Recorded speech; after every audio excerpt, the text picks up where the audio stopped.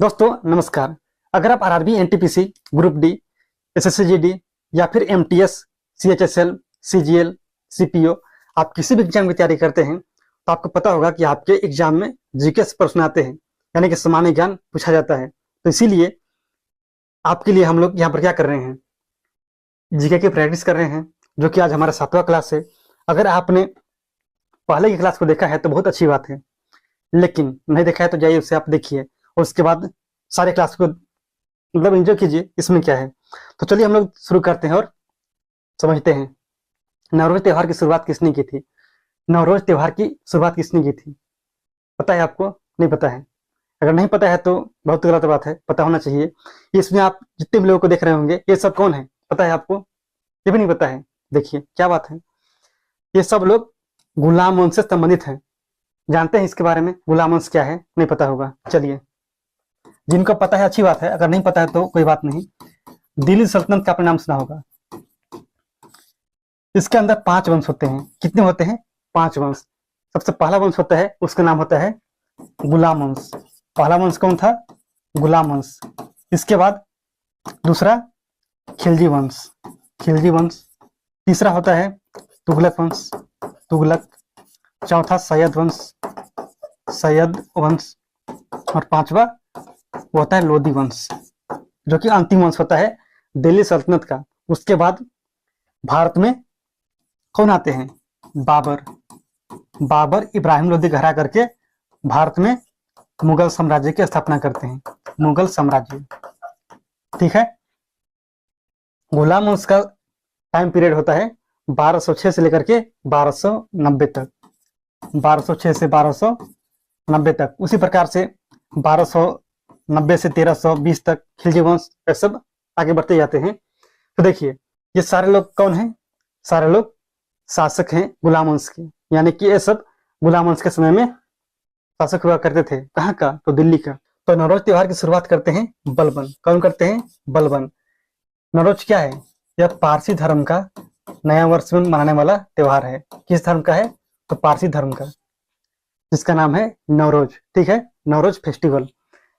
कुतुबुद्दीन ऐबक, रजिया बेगम, इल्तुतमिश, इन सब के बारे में हम बात करेंगे किसी और क्लास में, लेकिन इसके बारे में अगर आपको नहीं पता है तो आप इतना जान लीजिए।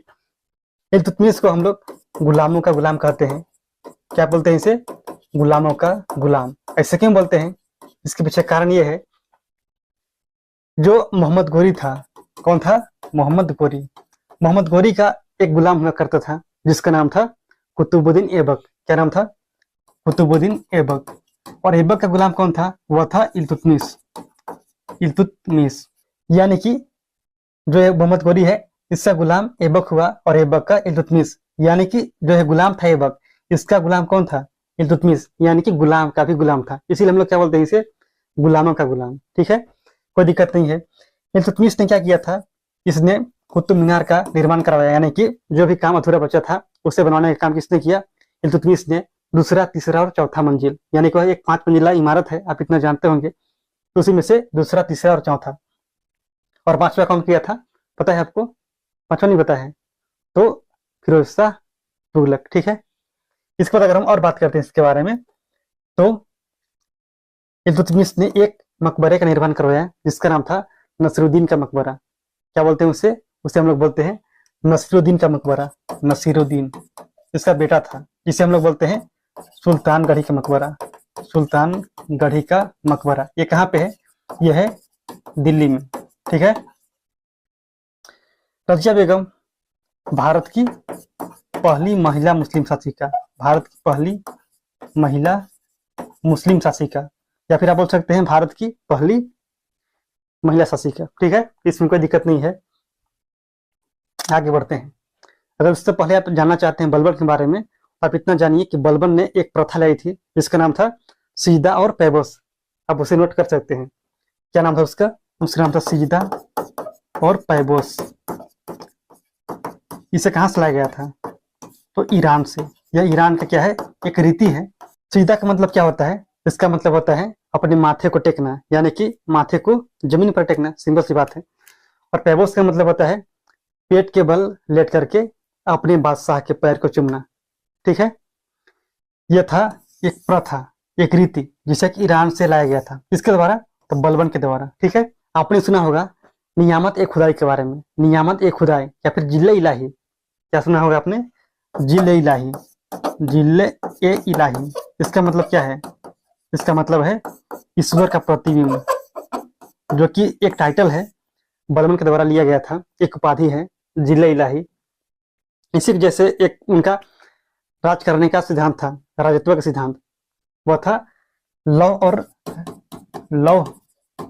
और रक्त की नीति, रक्त की नीति इसका था, बलबन का। ठीक है, चलिए इसके बारे में अगर आपको समझ आ रहा है तो अच्छी बात है, नहीं आ रहा है तो हम लोग हिस्ट्री जब पढ़ेंगे उसके बारे में सब बात करेंगे। ठीक है, वहीं पर यूनेस्को का मुख्यालय कहाँ पे है? यूनेस्को, इसका मुख्यालय कहाँ पे है? तो इसका मुख्यालय है पेरिस में, हेडक्वार्टर कहाँ पे है? पेरिस में।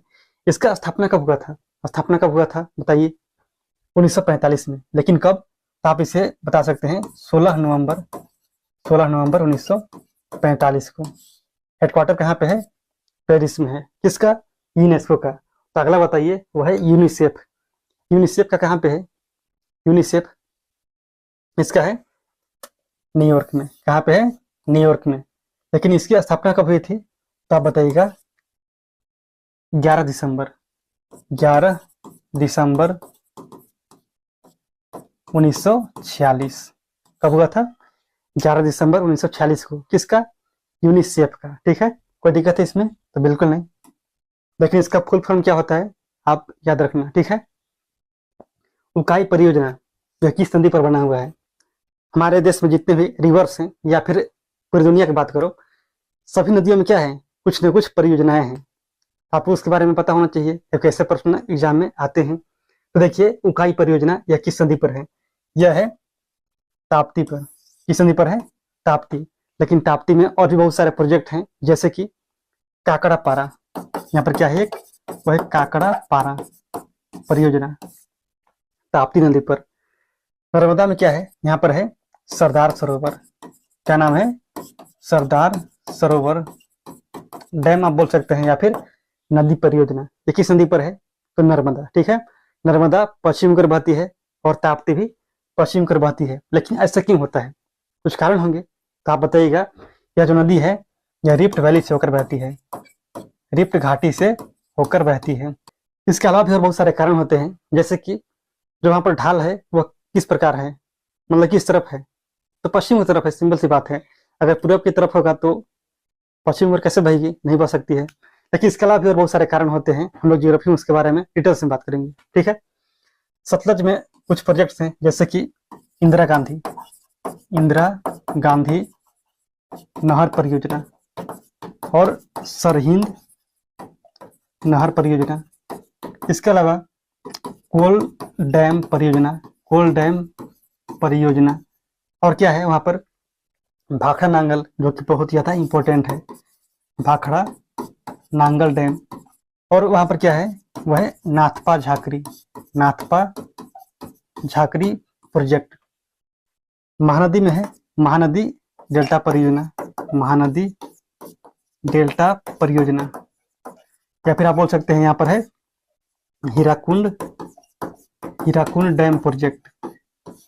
कहाँ पे है? यह संबलपुर में, संबलपुर उड़ीसा। कोई दिक्कत है तो नहीं होना चाहिए। ठीक है, तो बढ़ जाते हैं आगे और अगला प्रश्न देखते हैं वह क्या है। तुजु दर्रा यह किस राज्य में है? तुजु दर्रा किस राज्य में है? पता है आपको? नहीं पता है? तुजु दर्रा कहाँ पे है? यह है मणिपुर में। कहाँ पे है?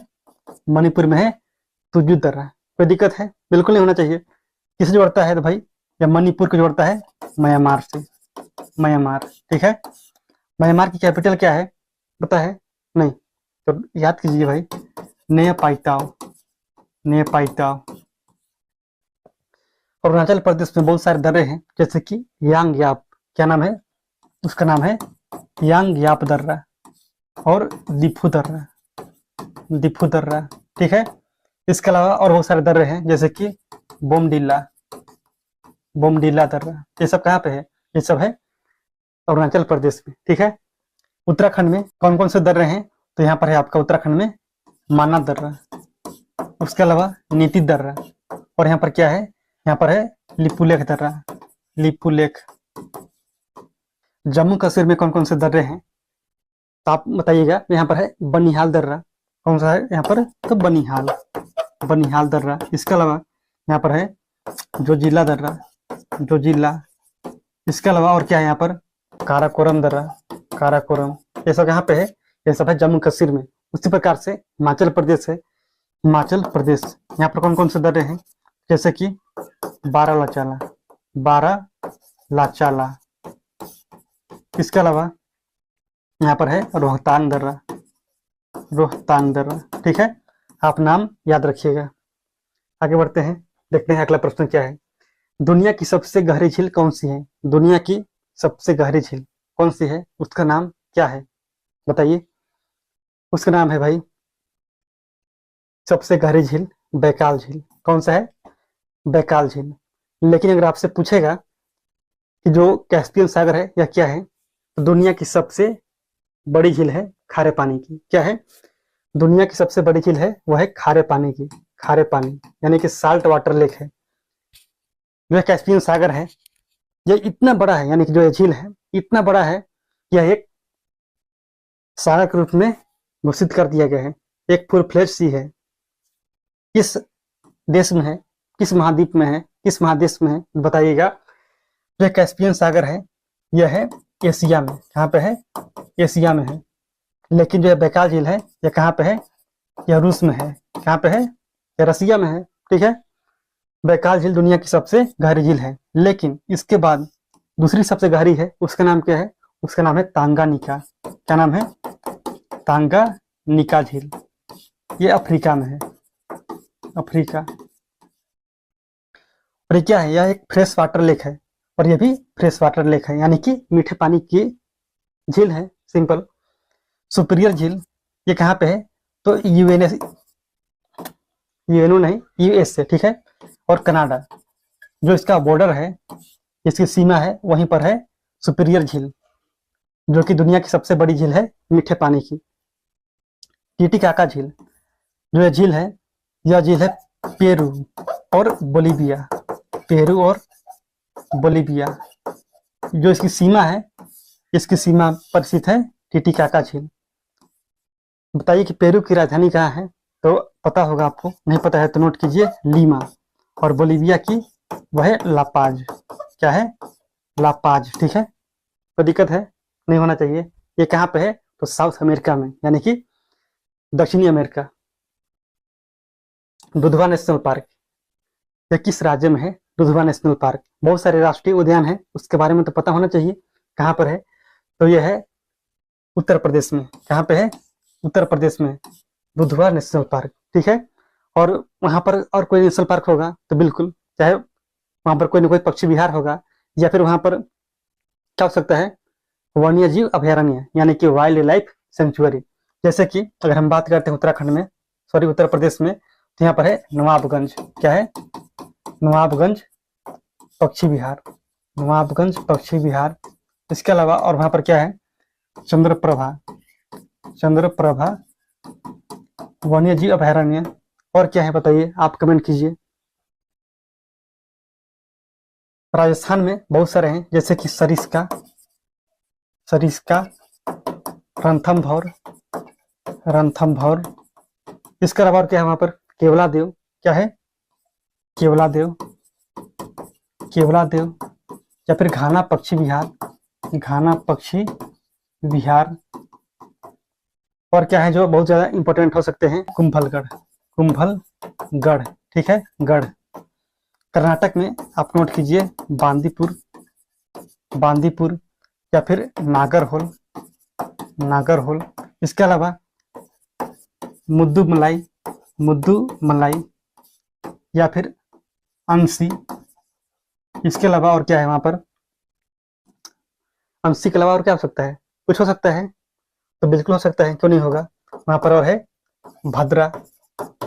मतलब बहुत सारे हैं, सबका नाम आपको पता होना चाहिए, अगर नहीं है तो याद करते रहिए। इसमें क्या है, उड़ीसा में है आपका सिमलीपाल, सिमलीपाल। और भीतरकनिका, भीतरकनिका। जो कनिका है, कनिका क्या है, कनिका नाम से वहां पर एक आइलैंड है, एक द्वीप है। कहाँ पे बताइए? उड़ीसा में है। उसका जो कोस्ट है यानी कि तट वहीं पर स्थित है। काजीरंगा नेशनल पार्क ये किस राज्य में है? काजीरंगा राष्ट्रीय उद्यान ये किस राज्य में है? तो काजीरंगा है असम में। असम में काजीरंगा के अलावा और कोई है? तो बिल्कुल है, उसका नाम क्या है? वह है मानस। क्या है? मानस। लेकिन अगर आपसे पूछा जाएगा कि मानस बल कहाँ पे है, तो मानस बल है कहाँ पर? तो जम्मू कश्मीर में। मणिपुर में एक है जिसका नाम है किबुल लामजाओ, किबुल लामजाओ, जो कि एक तैरता हुआ नेशनल पार्क है, यानी कि यह एक फ्लोटिंग नेशनल पार्क है। Floating national park. यह किसी झील पर स्थित है, यह किसी लेक पर स्थित है जिसका नाम है लोकटक। क्या नाम है? लोकटक, जो कि मणिपुर में है। अगर आपसे पूछा जाएगा पुलिकट जो कि झील है, क्या है? पुलिकट झील। पुलिकट ये कहाँ पे है? तो आप बताइएगा। जो पुलिकट है ये आंध्र प्रदेश और तमिलनाडु, तमिलनाडु इन दोनों के बॉर्डर पर है पुलिकट लेक यानी कि पुलिकट झील। उत्तराखंड, यहाँ पर है नैनीताल, नैनीताल नेशनल पार्क, या फिर आप बोल सकते हैं यहाँ पर valley of flowers, valley of flowers national park. इसके अलावा यहाँ पर है Rajaji national park, Rajaji national park, या फिर यहाँ पर आप बोल सकते हो Jim Corbett, Jim Corbett national park, जिसका नया नाम है रामगंगा नेशनल पार्क। इसका पहले नाम था heli national park, heli national park. ठीक है, कोई दिक्कत नहीं है। और हिमिस कहाँ पे है? हिमिस वो है जम्मू कश्मीर में। मध्य प्रदेश, मध्य प्रदेश में कौन कौन से राष्ट्रीय उद्यान है? तो यहाँ पर बहुत सारे हैं, जैसे कि पेंच, जो कि मध्य प्रदेश में भी है और महाराष्ट्र में भी है। मध्य प्रदेश और महाराष्ट्र में इसके बॉर्डर पे है पेंच राष्ट्रीय उद्यान। इसके अलावा पन्ना और कुन्नो, कुन्नो वन विहार, वन विहार, सतपुड़ा या फिर माधव। इसके अलावा बांधवगढ़, बांधवगढ़, ठीक है, जो कि सफेद बाघ के लिए प्रसिद्ध है। किसके लिए है? सफेद बाघ यानी कि व्हाइट टाइगर। ठीक है, इसके अलावा भी और कुछ हो सकते हैं तो आप बताइएगा, अगर नहीं है तो आगे बढ़ जाते हैं। कारगिल स्मृति दिवस कब मनाया जाता है? कारगिल स्मृति दिवस कब मनाते हैं? तो हम लोग इसे मनाते हैं 26 जुलाई को। कब मनाते हैं? 26 जुलाई को। ठीक है, ये कब हुआ था भाई बताइए? हम लोग को जीत मिली थी कब? पाकिस्तान से 26 जुलाई 1999। ठीक है, आपने नाम सुना होगा विक्रम बत्रा का, नाम सुना है विक्रम बत्रा। इसी पर एक आधारित फिल्म है जिसका नाम है शेरशाह। क्या नाम है? उसका नाम है शेरशाह। ठीक है, 26 नवंबर को हम लोग मनाते हैं विश्व पर्यावरण संरक्षण दिवस, विश्व पर्यावरण संरक्षण दिवस। लेकिन अगर आपसे पूछा जाएगा कि हम लोग कब मनाते हैं विश्व पर्यावरण दिवस, तो आप बताइएगा 5 जून को। कब मनाते हैं? 5 जून, विश्व पर्यावरण दिवस। ठीक है, 14 नवंबर विश्व मधुमेह दिवस, विश्व मधुमेह दिवस। इसके अलावा बाल दिवस, बाल दिवस क्यों मनाते हैं बाल दिवस? तो उसमें हमारे देश के प्रथम प्रधानमंत्री जवाहरलाल नेहरू जी का जन्म हुआ था, यानी कि उनके जन्म दिवस के अवसर पर चाचा नेहरू।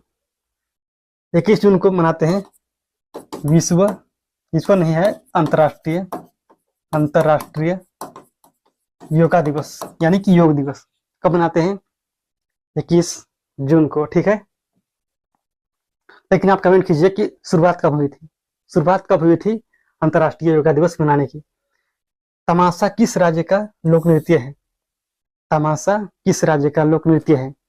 सबसे पहले आपको पता होना चाहिए कि लोक नृत्य और जो आपका शास्त्रीय नृत्य है वह कितने हैं। तो आपको यह पता होना चाहिए कि शास्त्रीय नृत्य यानी कि क्लासिकल डांसेस 8 हैं टोटल, लेकिन जो लोक नृत्य हैं ये इतने ज्यादा हैं कि आप उसे याद कर सकते हैं, कोई दिक्कत नहीं है, लेकिन ज्यादा है। ठीक है, 50 से भी ज्यादा हैं, 100 भी हो सकते हैं।